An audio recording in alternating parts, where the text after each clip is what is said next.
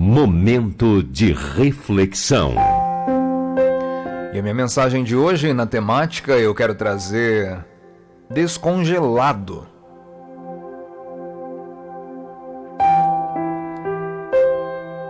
Durante um debate sobre a reconciliação, um participante disse: "Não congele as pessoas no tempo", e observou a nossa tendência de lembrar os erros das pessoas e nunca lhes dar a chance de mudar.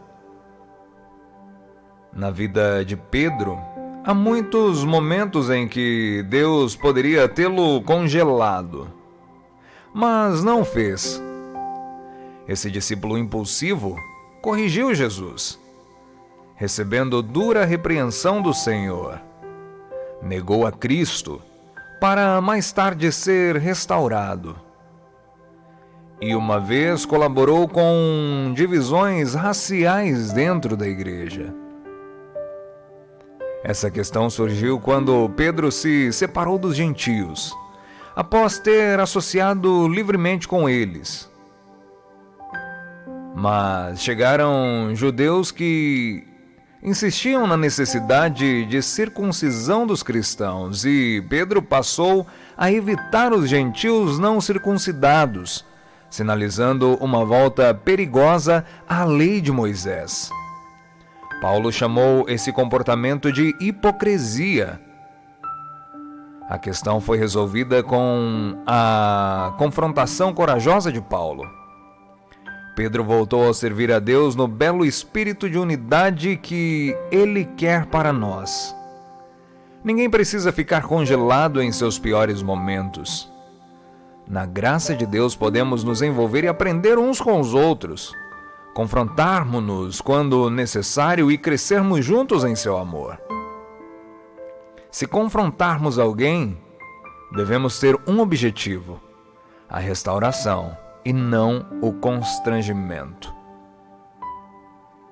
Esta é a mensagem, falando sobre congelamento, mas na verdade falando sobre, principalmente, as críticas e os comentários que fazemos para com o nosso próximo.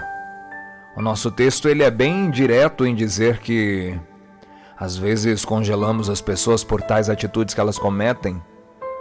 Às vezes congelamos pessoas por tais comportamentos que não condizem.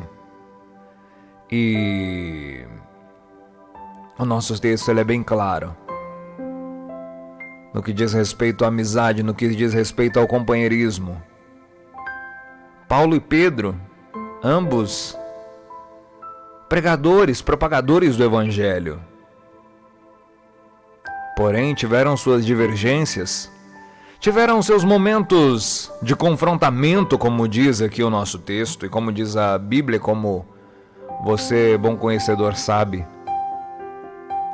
E isso nos mostra que, mesmo diante do mesmo propósito, mesmo com as mesmas circunstâncias, nós temos divergências com o nosso próximo. Você e seu amigo. Há um ditado que falam que amigos não são verdadeiros amigos se não tiverem algum problema em comum, se não se confrontarem, se não chamarem a atenção um do outro, e esta é uma verdade que faz muito sentido para muitos. Pois a amizade, uma boa relação, se fortalece com esses momentos adversos. E cabe a você, se você quer congelar alguém em determinado comportamento, mas isto não é bom. Às vezes eu quero congelar um amigo no melhor momento da vida dele, eu quero que ele sempre seja aquilo. Eu quero que ele tenha esse comportamento imutável para o resto da vida. Mas isto nem sempre será bom. Nem para mim, nem para ele. Isto nem sempre será produtivo e relevante. E às vezes queremos congelar as pessoas em suas más atitudes.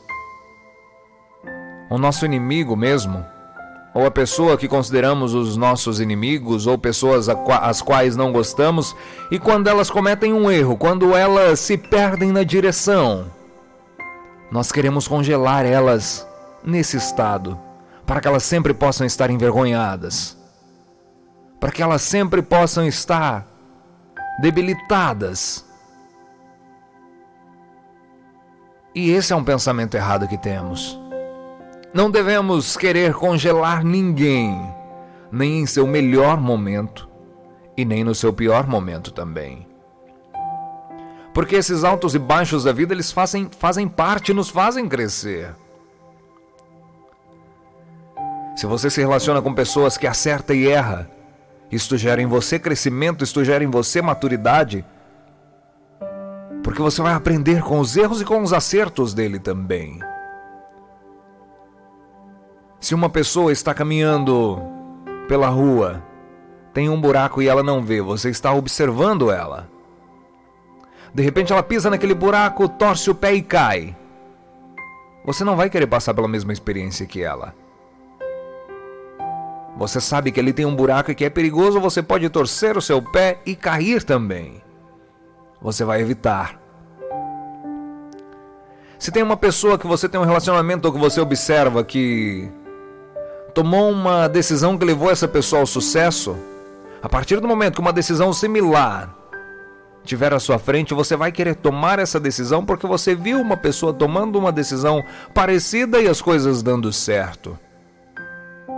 Você vai ter embasamento, tanto no acerto quanto no erro da pessoa que está caminhando com você. Ou da pessoa que você admira, da pessoa que mentoria a sua vida. Você está me entendendo quão importante é o não congelamento de uma pessoa em um estado sólido? Porque você vai aprender com os erros e com os acertos dela. Isso será relevante para você e te ensinará muita coisa no percurso da vida. E é isso que o nosso texto, é isso que a nossa mensagem de hoje passa para você, sobre o congelamento. O congelamento que faz mal, faz mais mal do que o próprio mal feito por qualquer ser humano. Um texto que chama atenção em alguns pontos. Começa falando sobre o debate da reconciliação. Sobre o congelamento no tempo, você congelar as pessoas no tempo. Porque a nossa vida, ela é rotativa. Às vezes somos amigos de determinadas pessoas aqui, amanhã ou depois já não somos tão próximos mais. Chegam novas e novas pessoas nas nossas vidas, a gente vai renovando, a gente vai atualizando as pessoas que passam pela nossa vida. Afinal de contas, sempre é bom conhecer pessoas novas, sempre é bom estar socializando. Sempre é bom estar vendo o mundo sob óticas diferentes. Recebendo experiências, compartilhando experiências. E às vezes nós congelamos pessoas no tempo. E o tempo muda as pessoas. E nós não nos atentamos a isso pelo fato dessas pessoas estarem congeladas para nós. Às vezes, ao nos encontrarmos com um amigo de muitos anos, quem sabe um amigo de infância, a qual você não vê faz anos, quando você reencontra ele, a primeira coisa que vem na sua mente é: poxa vida, é aquela pessoa que é assim, assim, assado. É aquela pessoa que gosta disso, daquilo e daquilo lá.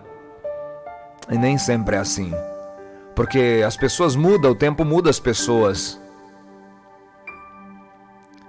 Às vezes a pessoa que tinha uma linha de pensamento quando você a conhecia, hoje mudou completamente. Eu tenho experiência com pessoas e pessoas assim. Tenho amigos assim, que o tempo mudou seus pensamentos, assim como eu mudei também.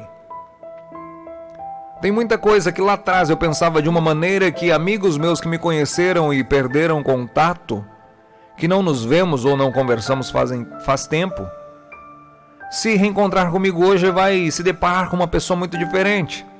Por isso que é essencial que não congelemos as pessoas no tempo. Porque o tempo muda as pessoas e você pode se frustrar se você congelar uma pessoa no tempo e sempre pensar que ela vai ser a mesma pessoa.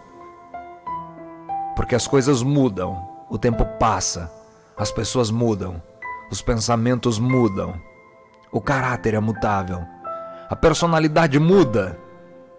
E nós precisamos estar prontos a isto. sem congelar as pessoas no tempo para que não se surpreendemos negativamente com elas. E o texto ainda é bem claro em dizer que na vida de Paulo, de Pedro, aliás, há muitos momentos em que Deus poderia tê-lo congelado. Quem sabe se Deus tivesse congelado Pedro, Pedro não teria tomado tais atitudes que desagradaram ao Senhor, que desagradaram a Jesus. Pedro negou a pessoa de Jesus por 3 vezes. Quem sabe se o Senhor tivesse congelado Pedro pelo bom comportamento de quando ele deixou tudo, deixou a pescaria, deixou o mar para seguir a Jesus. Se o Senhor tivesse congelado ele naquele momento, Pedro seria uma das pessoas mais exemplares que a gente poderia ter hoje à luz da Bíblia. Mas para fazer parte dos planos de Deus, para que o propósito fosse cumprido, para que a missão fosse cumprida, Deus não congelou Pedro a ponto dele tomar as atitudes erradas em alguns momentos e se tornar o Pedro que a gente conhece. O discípulo enérgico, o discípulo raivoso, nervoso, o discípulo armado, o discípulo, quem sabe, mais louco dos discípulos, mais difícil de entender, como aquele amigo ou aquela amiga que você tem, ou uma pessoa que você denomina de difícil entendimento. Todos nós temos uma pessoa assim em nossas vidas. Ai, mas como eu não entendo fulano, como eu não entendo ciclano, como eu gostaria de entender melhor esta pessoa. Quem sabe Pedro era esta pessoa, de difícil compreensão, difícil de entender. Mas toda essa dificuldade, tudo isso que nós conhecemos de Pedro, foi por um propósito muito maior. Quem sabe se Pedro não tivesse negado a Jesus, ele teria sido preso e tido o mesmo fim, a ponto de não ter saído pelo mundo propagando a sua palavra como Jesus pediu para que os discípulos fizessem. Quem sabe se Deus tivesse congelado Paulo, ele não teria tomado algumas atitudes também que ele tomou. Mas aí então o propósito de Deus não teria se cumprido nessa terra.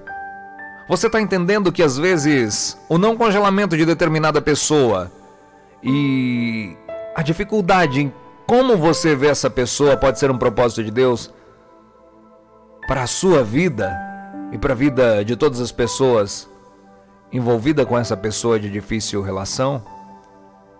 É uma mensagem muito forte essa aqui, é uma mensagem que fala muito aos nossos corações e está falando comigo aqui nesse momento. Está falando de uma maneira muito forte comigo. E eu espero que esteja falando com você também. Sobre o congelamento. Deus resolveu não congelar Pedro naquele momento. Poderia ter feito. Mas então todos os propósitos não teriam acontecido através de Pedro. As almas que Pedro ganhou, correndo risco de vida e depois seria crucificado, não teria se cumprido na vida dele e nos planos de Deus. Então por isso o Senhor não congelou Pedro, para que o seu propósito fosse cumprido. E eu termino essa minha mensagem de reflexão com a nossa frase final. Se confrontarmos alguém, devemos ter um objetivo: a restauração dessa pessoa. O confronto é pela restauração. O confronto não pode ser para destruição, porque às vezes confrontamos pessoas a fim de fulminá-las, de destruí-las. Às vezes confrontamos pessoas para impedir o seu sucesso, para impedir o seu crescimento. Aí estamos fugindo do objetivo que essa mensagem quer passar para você hoje. O objetivo deve ser a restauração desta pessoa. e não o constrangimento, como diz o texto aqui. É uma frase, inclusive, dita por Chuck Swindoll. E é de pensar, é de refletir. Confronte alguém com o propósito de restaurar, de recuperar o que de melhor essa pessoa tem. Não para constrangê-la. Confronte para salvá-la. Confronte para ajudá-la a se tornar melhor e de melhor compreensão. Hoje nós entendemos Pedro. Nós às vezes nos colocamos no lugar de Pedro. Hoje nós entendemos Paulo, nos colocamos no lugar de Paulo. Paulo, que por sinal é uma das pessoas mais admiradas, um exemplo e referência para muitas e muitas pessoas que conhecem a sua história, que conhecem a Bíblia, que conhecem o Novo Testamento. Então pense nisso que eu trouxe para você nesse momento e faça essa oração. Senhor, aproxima-nos hoje de Ti, para que possamos nos aproximar uns dos outros. Protege a unidade da Tua igreja. Dá-nos entendimento onde há desconfiança. Cura-nos onde estamos divididos. Faça esta oração e faça orações como esta, para que você possa confrontar para salvar, e não para constranger, não para magoar, não para decepcionar. Pare e pense nos confrontos que você está fazendo. Pense com muita atenção nisso que eu estou falando para você nesse momento. E se você estiver fazendo na intenção de constranger ou de expor alguém ao ridículo, repense nos seus conceitos, pois você está no caminho equivocado. Você está tomando as decisões erradas na sua vida. Se o seu objetivo for a restauração, a reestruturação, a salvação de alguém, parabéns. Esse é o caminho que deve ser trilhado, de acordo com esse texto que trouxemos hoje para você. Essa é a minha mensagem para você nesse momento. Para você que me ouve pelo rádio agora às 10h23 da manhã pela Banda 1.